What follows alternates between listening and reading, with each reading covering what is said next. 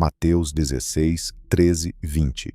Naquele tempo, Jesus foi à região de Cesareia de Filipe e ali perguntou a seus discípulos: Quem dizem os homens ser o Filho do Homem?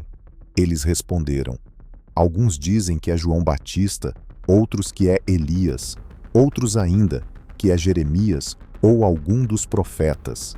Então Jesus lhes perguntou: E vós, quem dizais que eu sou?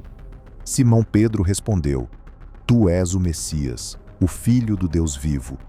Respondendo Jesus lhe disse: Feliz és tu, Simão, filho de Jonas, porque não foi um ser humano que te revelou isso, mas o meu Pai que está no céu. Por isso eu te digo que tu és Pedro, e sobre esta pedra construirei a minha igreja, e o poder do inferno nunca poderá vencê-la. Eu te darei as chaves do reino dos céus. Tudo o que tu ligares na terra será ligado nos céus. Tudo o que tu desligares na terra será desligado nos céus. Jesus, então, ordenou aos discípulos que não dissessem a ninguém que ele era o Messias. Palavra da salvação. Para você, quem é Jesus? E vós, quem dizeis que eu sou?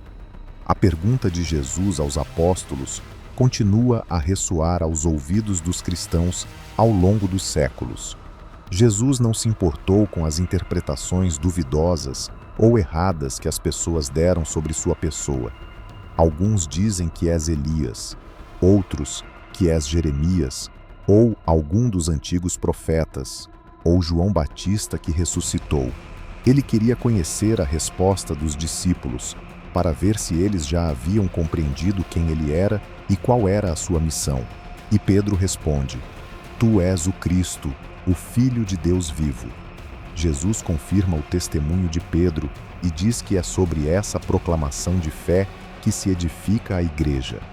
A fé em Jesus Cristo, Filho de Deus Salvador, é a base da fé cristã e da razão de ser da própria igreja e da vida cristã. Duas coisas para a nossa reflexão. Como anda a nossa fé em Cristo? Quem é Jesus Cristo para nós? Não basta dizer que ele é um grande homem, um poeta, um profeta. Ele mais que tudo isso. Ele é único, é o Filho eterno de Deus, da mesma natureza de Deus Pai e, ao mesmo tempo, verdadeiro homem como nós. Em sua pessoa, somos unidos a Deus e alcançamos misericórdia e acolhida junto de Deus. Por sua encarnação, sua palavra, sua paixão, morte e ressurreição, recebemos a vida divina e podemos alcançar a vida eterna. A segunda questão é: como vai o nosso testemunho sobre Jesus Cristo? A pergunta de Jesus aos apóstolos, para vocês quem sou eu, é acompanhada pela missão de dizer ao mundo quem é Jesus. Ide por todo o mundo, vós sois minhas testemunhas. Jesus reuniu e formou seus discípulos para os enviar em missão e para que eles fossem suas testemunhas por toda a parte. E só pode testemunhar quem o conhece bem. Conhecemos bem a Jesus? Este quarto domingo de agosto, mês das vocações, é dedicado à vocação dos leigos e leigas.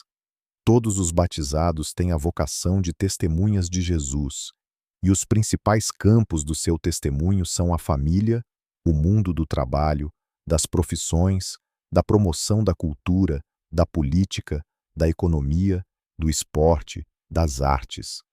Em todos esses espaços eles vivem e atuam e podem dar um bom testemunho de Jesus Cristo, como São Paulo recomenda a Timóteo.